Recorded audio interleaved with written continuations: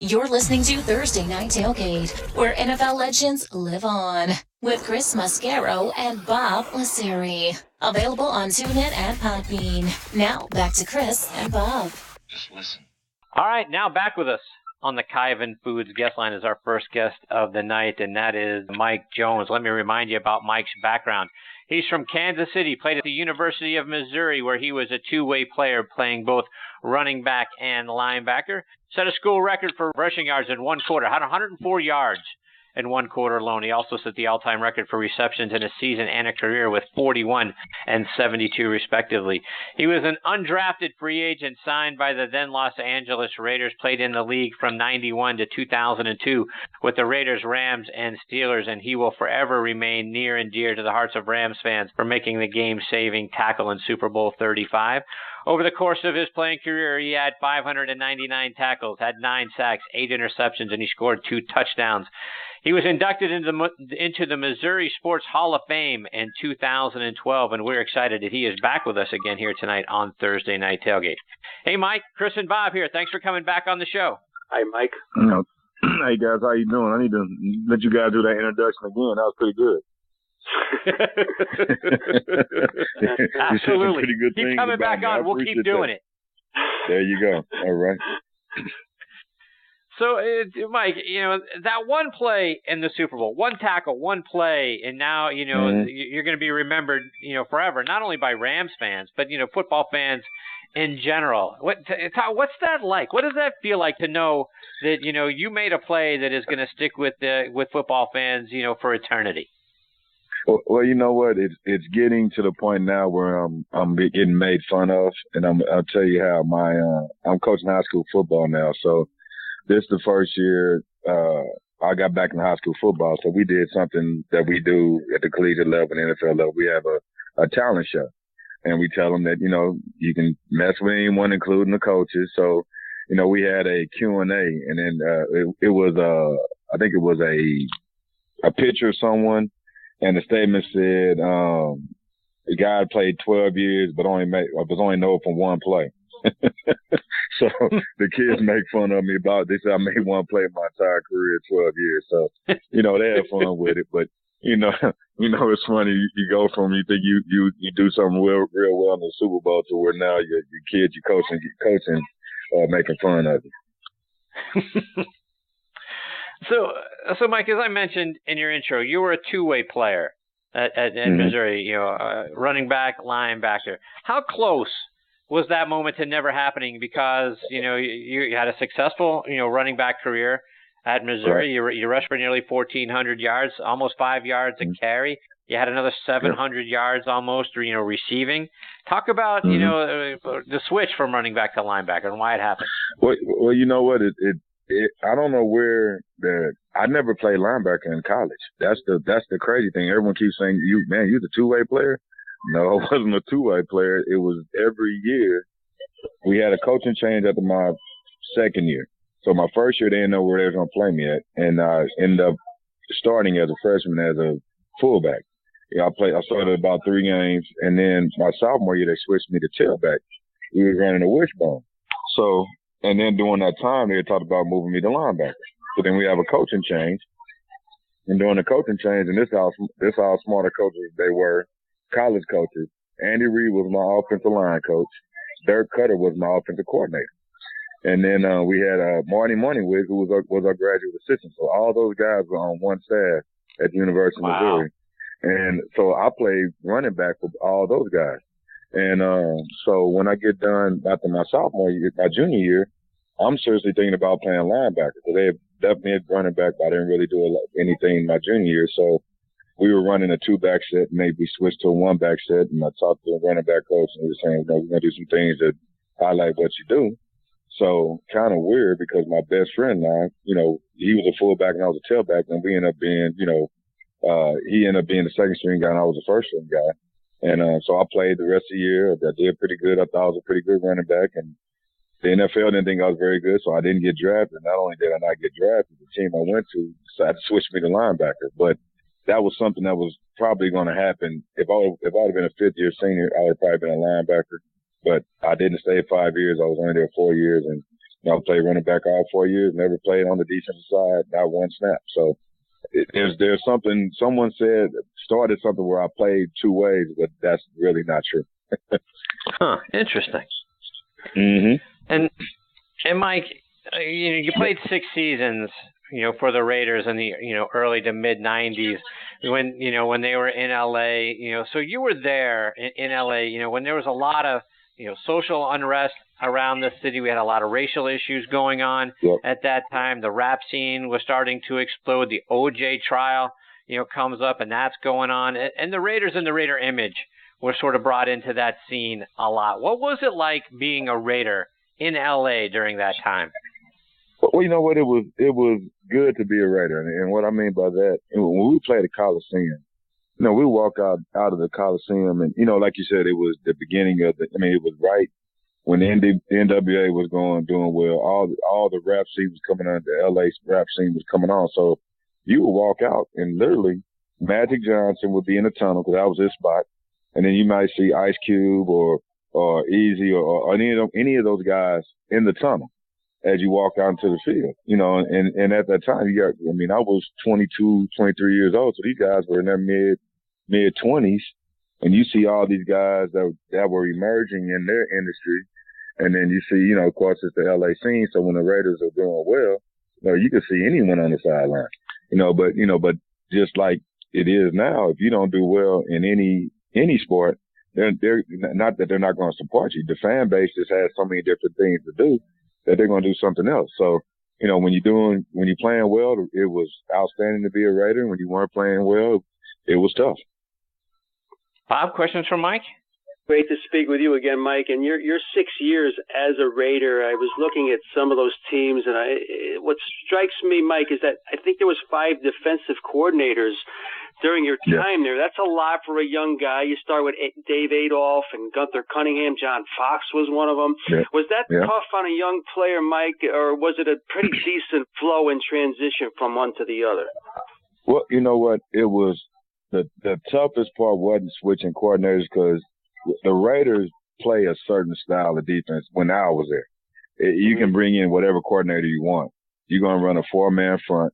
You're going to have a guy, one of your rush-ins, or if you want to be a 3-man front, one of your guys, I guess they used to call him an elephant or the outside rusher. You're always going to have a speed outside rusher. You're going to have corners that can run and cover. You're going to be in man-to-man coverage. You're going to have big safeties that run up and hit real hard. So, the philosophy of the Raiders didn't change whether it was whoever the coordinator was. I had some good ones. Dave Adolph was probably one of the smartest defensive guys you'll meet. He was just technique savvy. Gunther Cunningham was, he was leading a lot of pressure. He always came up with very exotic pressures. Foxy was and we call him Foxy, John Fox. John was a little bit of both. John believed, you bring pressure when you had to, but he wanted to get you with 4 guys. And, he liked playing zone. So those guys were a little different, but, Mr. Davis believed in a certain thing. So you may have a certain philosophy, but once you became a Raider as a defensive guy, you did certain things the way he wanted to do it, or you wouldn't be there. What also struck me about your career, Mike, is that you rarely missed any games, especially in as a Raider. You just and in St. Louis, you just didn't miss games. Was that a combination of having the ability to play hurt? Was it that you were in really good shape, or was it just a combination of both? It was a combination of a lot of things. I tell you what, the guy that really helped me more than anyone, Gunther was was a great coach for me. Gunther was the first guy I had for 2 years. But the guy that really that helped me learn how to play linebacker was Jim Haslett. Haslett was my defensive coordinator. I played in the World League one spring. And then I played, then he was hired and I played for him for 2 years in 93 and 94. And he did something when I was in the World League that to this day, I'd sit down and talk to my young guys, at the collegiate level more than the high school. And, I hurt my knee. And it's so funny because Bill Goldberg, the wrestler, was my defensive tackle. So, Bill threw a guy into my knee. He took on a guy and he got rid of him and that hurt my knee. So I was out for about 3 weeks. And when I come back, I'm the signal caller. So I come back and Jim, I'm thinking he's going to play me about, 6 or 7 plays, just get me back in the groove of it. So we played, I played the first series. We get about, I think it was a 4-and-out. And then we have a long drive for about 10 plays. So I'm a little gassed 'cause I haven't played. So I'm looking at him, tapping my head, and he waving me off and giving me the signal. So I said, okay. So then the next time, after the play's over with, I hop up and I'm about to run off the field. He's like, whoa, whoa, whoa, whoa. I need you to call the play. So he pushed me back in. So I go back in. So now I'm thinking, okay, now this guy, I don't know what he's trying to do, but now I'm getting upset. So I play the rest of the series. I walk over to the sideline. I walk over and walk right by him. Don't say anything. So he comes over and he stands in front of me as he's talking to the defense. So he stands in front of me. He tells the defense what we're going to do. And then he says, okay, guys, you can break up. And he stands in front of me so I can't leave. So then after everyone walks away, he said, you know why I left in the game? I said, no. He said, in order for you to play a long time in the NFL, you have to know how to play with pain. If you can't play with pain, you won't play very long. And he walked away. And I just kind of sat there and thought about what he said, and it is true. You're going to have, this game is a physical game. You're going to get nicks, you're going to get banged up a little bit, but it's the guys that, they can handle how to handle the pain, how to, keep yourself in great shape, how to make sure you are doing the rehab you need to and keep your body in good shape and all those different things. And you got to have some luck as well. So it's a lot of different things, but you most definitely got to be tough. You most definitely got to be in shape. And sometimes you have to play with pain. Mike, that 1999 season was obviously a great year, for you and the Rams. You guys won your first 6 games that season. You really were blowing teams out. You won by an average, margin of 26 points, and then you lose 2 in a row. Did the team start to become a little too overconfident at that point, and and maybe lose focus a little bit, and needed something like those 2 losses to kind of get jolted back to reality? Well, you know what? It were 2 totally different games. The 2 games we lost, Tennessee, of course, was a very good team because they went to the Super Bowl, and they jumped out on us. I mean, they came off a bye week, and those guys, when the game started, you knew that the atmosphere was electric. I mean, I can still remember to this day. I mean, they're running through the tunnel, jumping up and down. I mean, it was as if it was a playoff game, and we weren't, we just weren't ready for that yet. We had played everyone we had played. We had beat the 49ers who we hadn't beat in 16 tries. The team that really used to pound us was the Atlanta Falcons, and we got after them. We beat Ray Lewis in the opener with Baltimore. So we had about 6 games in which we felt confident about ourselves, and maybe we did have a little too much confidence. And it humbled us, as a team when we lost 24-21. We came roaring back, and then we go to Detroit, and in Detroit, we going back and forth with them. And, we weren't, it wasn't a pretty game, but it was one of them ugly games that you needed to win. And we ended up losing at the end of the game I believe it was a 4th quarter, last drive, 2-minute drive. And we had stopped everyone in 2-minute drives that entire season except them. So, it was an eye-opener, but, we were 6-2. We still were sitting fine. And then we bounced back and played Carolina, and I think we won 7 games in a row. And then our last game of the season, we're up and we decide, we pull the guys, they beat us. But those 2 games were good for us, and it's never a good win, but it was a good learning experience because we had 2 totally different type of games. One, we were getting blown out, and we came roaring back and won, almost win the game. And then the second one was we were in a dog fight. And then at the end of the half, end of the game, they beat us on a 2-minute drive. So, those are 2 good learning experiences for us. But we wish we didn't lose them, but they were great learning experiences. Mike, one more before we let you go, and I'm from Pittsburgh. I'm a big Steelers fan, and you spent a season and a half there, and we hear so many people talk about the Rooney family and what it's like playing for them. Was the culture on the Steelers, was that different than any of the experiences you had playing in LA with the Raiders or in St. Louis with the Rams? You know what? It was different in a sense. Al Davis was so involved with the team, and so was the Rooney family.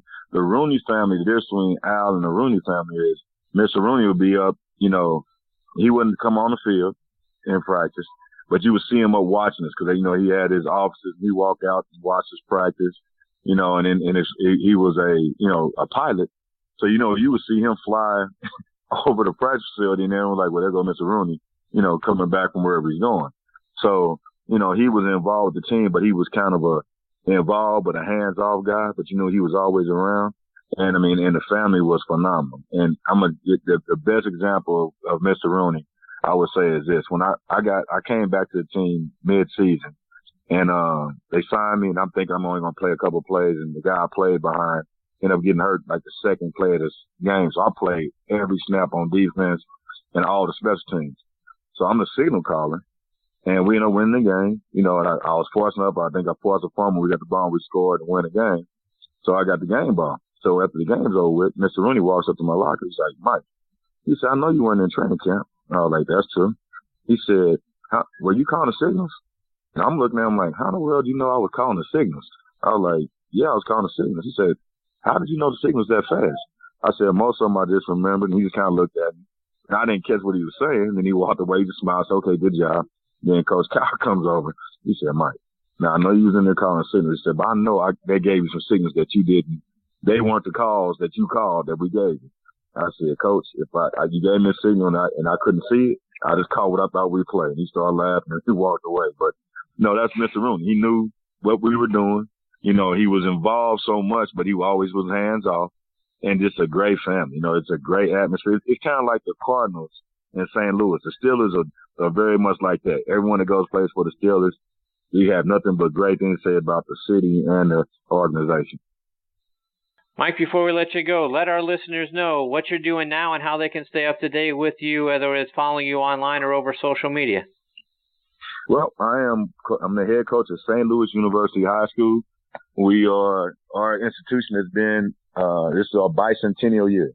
We're celebrating 200 years, beginning July 1st, and we'll go 18 months. We were founded in 1818.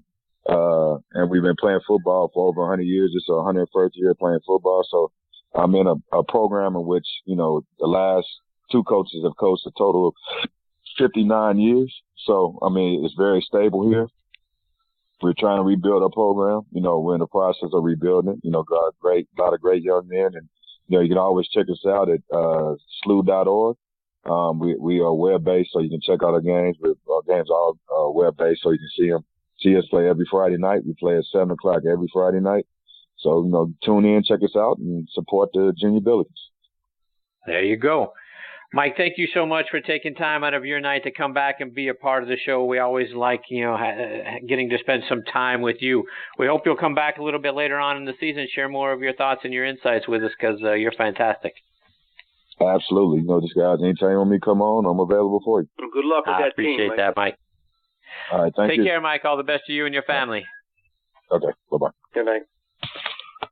That is former Raiders and Rams linebacker Mike Jones. We've got our next guest, Tony Collins, hanging on the line. We'll get to Tony right after a little message about our friends over at Kyvan Foods. This is Reggie Kelly, former Cincinnati Bengals and Atlanta Falcon tight end, and I'm the owner of Kyvan Foods. And if you enjoy delicious food, you're going to love my Kyvan products, which consists of our honey apple salsa, sweet barbecue sauce, and an array of seasonings. For store locations, online orders, and recipes, check out our website at www.kyvan82.com. That's KYVAN 82.com. One taste, and you'll appreciate the goodness.